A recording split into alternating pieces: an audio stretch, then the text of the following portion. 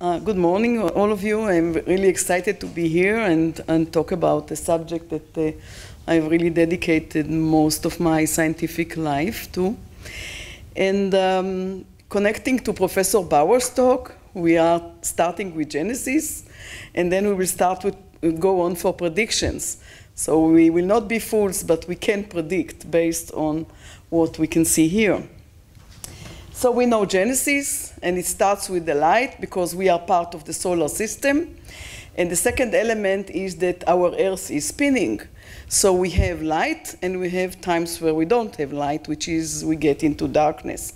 And since the first day of our life we are not going into whether it was 5,000 years ago or millions of years ago, but since the beginning of life, as we call it now, on this planet, all organisms are facing these variations in day and night, which occur at precisely 24 hours.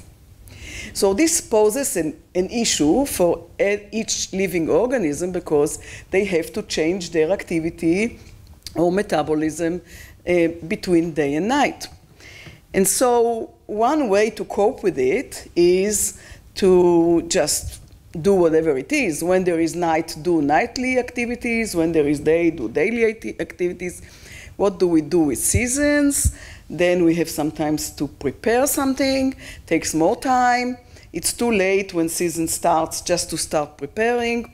So actually the evolution took care of it, and all animals and all living organisms are using this periodic phenomenon, precise phenomenon, to actually predict what's coming on. So our organism is predicting that it will be night, is predicting in the night that it's going to be a day, is preparing all physiology to take care of these changes. And going into the biblical citation, from Scarlett O'Hara from Gone with the Wind, when she said, "Tomorrow is another day." This is something we can say. Whether we will be there or not is a different question, but the day is going to come. So here is my disclosure, but you know all of it. So last year, in 2017, we celebrated actually 288 years of chronobiology. Since the breakthrough experiment by the astronomer de Mirren in 1729, who actually was looking into his flower pot and seeing that his mimosa plant was changing the position of the leaves in a timely manner with the darkness and the daylight. And what he did was a genius, actually, experiment. He just moved the pot into the darkness. But he saw, lo and behold, it's going on. It still is changing the position of the leaves, independent of whether there was light or not. And he came out with the key conclusion that the daily rhythmic opening and closing of the leaves persisted even in the absence of sunlight. And it took about 200 years until actually the mechanism of what's going on was revealed, and it was understood that there is an innate clock which or a pacemaker in each and every cell, which actually goes at a rhythm of around 24 hours, not exactly, and this is strategic.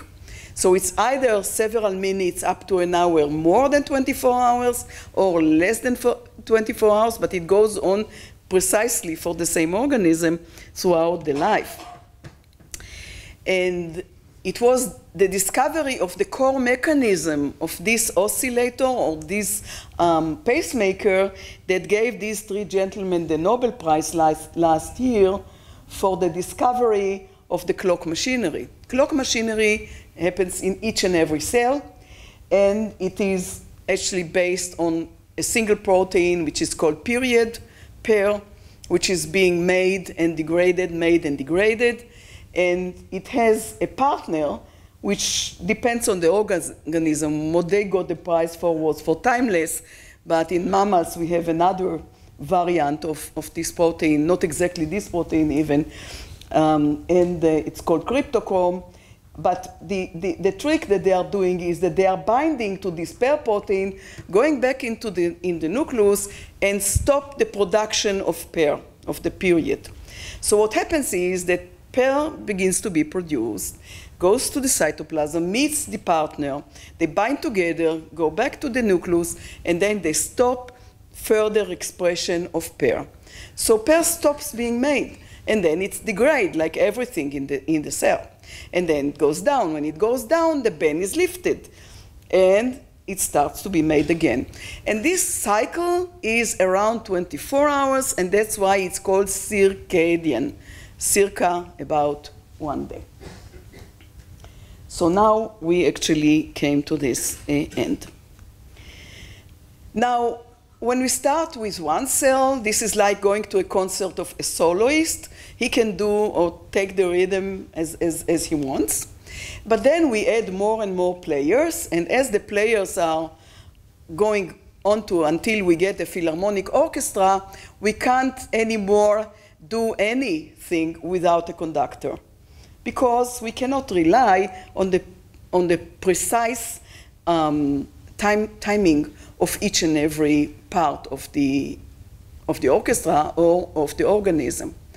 So when we get to mammals, and I very quickly go through the evolution to humans, just to make it more relevant to us, we see that there is a need for a conductor, which means a main oscillator, which will override the tempo of all the rest. All the rest will look to this oscillator to be, and the main thing that makes this oscillator the king of the oscillators is its ability to communicate with the light outside.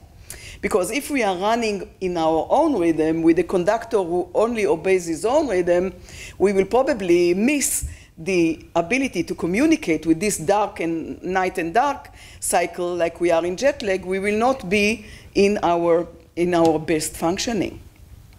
So what happened was that in mammals, we have a central clock. Its centricity, or the role is because it communicates with the outside. We have the eyes, which is the only way to communicate light into our brain. And it is seated actually here, as the driver said on our way here. It's where you put the tefillin in the prayer, the totafot ben einecha. This is where the clock is, just behind the eyes in this position. So we have the clock. The clock has a rhythm. The rhythm is like every other cell. Same period, same genes, everything. But it gets a command from the eyes, and its periodicity is in its neural, actually, excitability. So it's excited in about half of the 24 hours, and it's quiet in the other half. When it's excited, it coincides with the time of light. And light also excites the clock. When it's dark and there is light, it will excite the clock in each. Light is exciting the clock. And when the clock is in its quiescent period, the 12 hours that it's not active, it should be aligned with the night, actually. And at that time, it allows for a tiny little gland which sits over here, and it's called the pineal gland, or it's trubal, or epiphysis. And this gland is making something very unique, which is called melatonin. It's a hormone. It releases the melatonin into the circulation, and the brain sees it first, and then it goes into the whole blood. What is the meaning of melatonin in physiology? It's a signal of darkness, because it's made when the clock is in its quiescent phase. And as I told you, when there is light, the clock is not quiescent, it will arise. And whenever there is light on the retina, the pineal stops making melatonin, even if it's night. It will stop because there is light right now. And melatonin is very short-living, so it will disappear from the blood, and we are losing the signal of darkness. So we actually have a tailor-made signal. We have the light, we have the day, and then when there is no light and no day, our organism knows that it's darkness, not because it's looking for light and doesn't find it, but because it has a signal that tells it now it's night because melatonin is there. And we have it all across the evolution. Melatonin is a very ancient hormone. It comes even from single-cell algae. And why is it there? Because it's, the light destroys melatonin. So it's again a signal of darkness. When there is melatonin, there is darkness. And out of all of this system, what we get is first the suprachiasmatic nucleus. Now, this is where it is. The biological clock will give signals to the neighboring sites in the brain, and also will, in the end up with melatonin being made in the dark period. Melatonin itself inhibits the activity of the clock. So when there is melatonin, it will, the activity of the clock will go down, and this is actually why we take melatonin when we are going jet lag. I'll tell you one or two things about jet lag. Here is the jet lag. And so we have a timing mechanism, and it's okay when we are in Petah Tikva or in Jerusalem or whatever, our system is tuned, and the night and the day and everything goes well. But then we take a transmeridian flight, and we end up with somewhere that is 6-7 hours ahead of us or behind us. Here is probably Australia. When it's ahead of us, it's behind us. And so we get to that place, and we should have our melatonin made during the local night, but lo and behold, it's not there. Why? Because we brought our brain from Palestine, and it doesn't have this communication. It lost. It has the light in a different phase. It doesn't correspond. What do? We now use our circadian clock. That's why it's not exactly 24 hours. Probably we knew we are going to fly sometime. So it's not 24, and we can advance it or change the time just by letting it go on its own period until it meets again the light or meets melatonin. So we are shifting actually our internal clock until it coincides with what it should be. There is a limit of how much we can advance or delay the clock per day. It's 2 hours when we go west, 1 hour when we go east, and these are the limitations. And what do?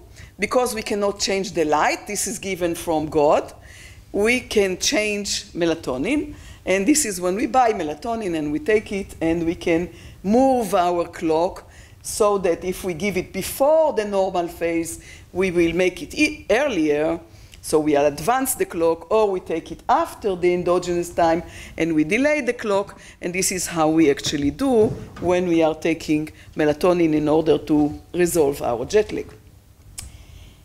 And here is actually a proof for all of that, because, well, I told you about that, but how do we know that melatonin really gives rise or is timing the clock? We know that light does, but how about melatonin? So this is from a blind person, a blind child actually, and now it's also done routinely.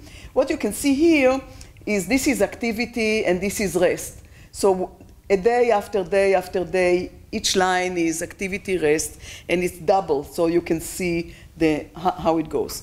And what you can see is this child actually is active each day one hour later. You see? You can see that it's quite precise. Each day, and this is his rhythm. He's close to 25 hours, so he delays every day. He delays going to sleep. He delays starting the day. And this is because he's totally blind. There is no way that his brain can know about the light. And this totally blind person has a non-24 hours sleep-wake rhythm. This is how the disease or the condition is is called. This, of course, is problematic for this child because he has to be at school, he has to sleep when his parents sleep, he has to maybe work sometime. So we are using melatonin, and with melatonin every day, same time, these people can entrain and can enjoy a normal societal life like that. So melatonin is a time cue, light is a time cue, and we should use both of them, or our organism uses both of them in order to predict, to be able to know what's coming on, and actually to create what is called internal temporal order. Who plays first, who plays second, who plays together, who doesn't play together. There are things that should not come together, other things that should happen together, and this way it makes things more simple. Now we go to sleep. Sleep and wake is the most overt rhythm. We have many rhythms. We have rhythms in temperature and blood pressure, in cognition, all processes. We have rhythms in them. But sleep and wakefulness is something overt. You can see that most people will tend to sleep at night and will tend to be awake during daytime. What is sleep? Sleep is the body's rest cycle. It's a state marked by less consciousness, less awareness of the environment, and more like offline process. But it's not loss of consciousness. It's not that. What happens during wake is that we have more energy consumption by the brain. There is online scanning all the time, and acquisition of new data all the time. We have strengthening of connections, which is by forming memories for later, and saturation of the learning process. These are the main things we are doing during wakefulness, which is different than what we do when we are asleep. When we are asleep, we are recovering the energy that we use more during the day or during the wake. There is offline processing, the memory consolidation, and extinction are happening more during the sleep. There is reset of the synaptic strength, so for the next day we won't be full of synapses that have nothing to do with our interest in the end. And the new thing which happens since 2014 was the discovery of the glymphatic system. We know what lymphatic system is. The glymphatic system is the discovery of something that happens during sleep and actually makes the waste clearance system of the brain. Nobody knew how the brain is clearing itself, actually. It's clearing itself during the night through motion of the glial cells, making small tunnels that link the sewage into the lymphatic system. So the lymphatic system will be mentioned again as we go on to the neurodegenerative story. What is sleep? In order to know if someone is asleep or not, we need to link him to electrodes. We can't tell. We know that the eyes are closed, we know that sometimes the chin drops and things like that, but in essence we need to link them and to look at the EEG, look at EMG, at the muscle strength, and look at the eyes, what the eyes are making.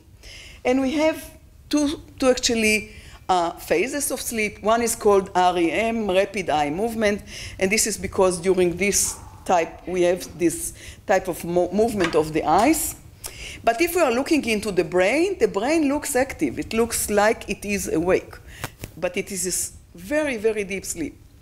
So the brain looks active in EEG, and it is, but we are paralyzed. We have this eye movement, and we are totally paralyzed. And if there is a problem, yeah. So, and slow wave sleep is actually the very deep sleep in which we have high waves and low frequency. In general, what we see is, since the time we are going to sleep, there is an urge that is accumulating, urge to sleep, but the clock doesn't allow us to sleep. Actually, it's an alerting signal that doesn't allow us to sleep during the day, and when it's inactive, it then lets us go to sleep, and melatonin goes up, and we have this actually cycle by which if we look at a person that is given opportunity to sleep, we see there are hours where we don't sleep, hours when we are more likely to sleep. This is when all these, midnight, after night driver accidents are happening, and less likely during daytime and so forth. If we give melatonin, we see that it will all look the same. So melatonin is able to inhibit the clock, as we said. What we also know that melatonin, this is a functional MRI study that we did with a student of mine several years ago, and we know that melatonin is acting on a center that is called the precorneus. The precorneus is a very remarkable a center that is part of what we call the self system, and just remember the name, and it will come back to us later on.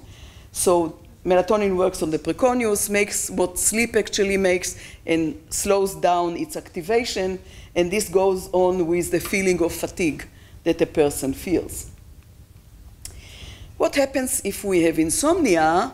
If we have insomnia, these sites, actually the cortex doesn't sleep so well, so it's still active, but this precorneus stays more or less awake. So it doesn't get the rest during the night as it should. Again, the precorneus, and it reports us the fatigue, so we are not saturated, we are not satisfied of the sleep. This is the complaint of non-restorative sleep that sometimes we have, especially if in insomnia that is at later age. And here is the wake-up call that started in 2013, the link between the circadian rhythm, sleep, and Alzheimer's disease. This is just a paper that was from last month about the connection. It's actually an editorial that relates to other work on self-reported sleep and Alzheimer's disease. So suddenly it became clear that people who don't sleep well it doesn't cause you Alzheimer. Alzheimer is probably linked to our bad genes. But when there is no sleep, the Alzheimer will be will maybe appear earlier, and therefore we find an association that poor sleep is linked to higher percentage of or higher risk of Alzheimer. And the thing is that the CSF biomarkers of the bad guys, the amyloids that we think now are part of the pathology, they are accumulating faster when people don't sleep. And this was what was shown here also. This was from 2013. And what you see here is our friend the precorneus that is actually accumulating the amyloid faster when people don't sleep. So we have a mechanism. And then another point is that melatonin goes down in Alzheimer's patients even before they become clinically identified or diagnosed. So there is a problem with the clock here, because we already know that the clock should make melatonin at times when it's quiescent. It doesn't here. So there is less melatonin, so the clock doesn't function well, and maybe because there is no melatonin, there is less sleep also, and together, and here is another, this is from last week, again, circadian rest activity, pattern change from JAMA Neurology, so it's all talking about the same thing.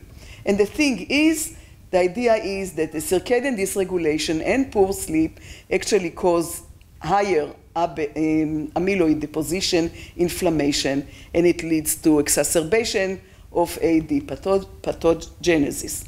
And so what we are here to say is maybe we can buy some time. Maybe we can improve sleep and improve the biological sleep function and get some more time for us to keep our healthy minds and become sick maybe 20 years later.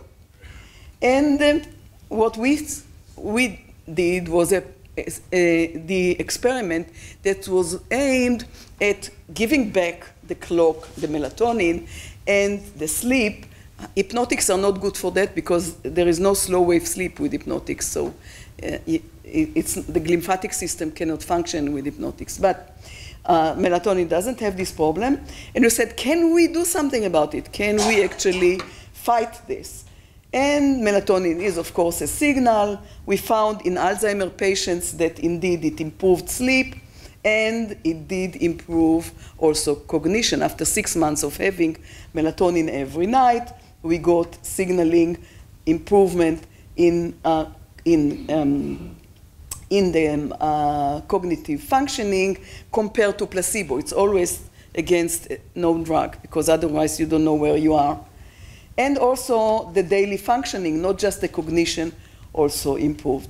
So coming to our end, what we find is that clock function and sleep may represent actually key modifiable risk factors. We can maybe do it, and or therapeutic targets in the preclinical phases of AD. We still need, of course, to provide evidence for that. So we have the clock, we have the good sleep, we have going with this dogma that we can do something about the Alzheimer process by improving sleep quality and circadian regulation to decrease inflammation, Abet deposition, and delay AD pathology. And of course, if you sleep well, you also, if you're not Alzheimer, you will have improved memory, cognition, and performance anyway.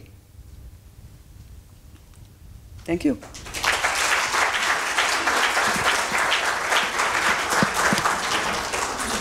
Thank you for being on time. One or two brief questions. Just a second. Thank you, first of all.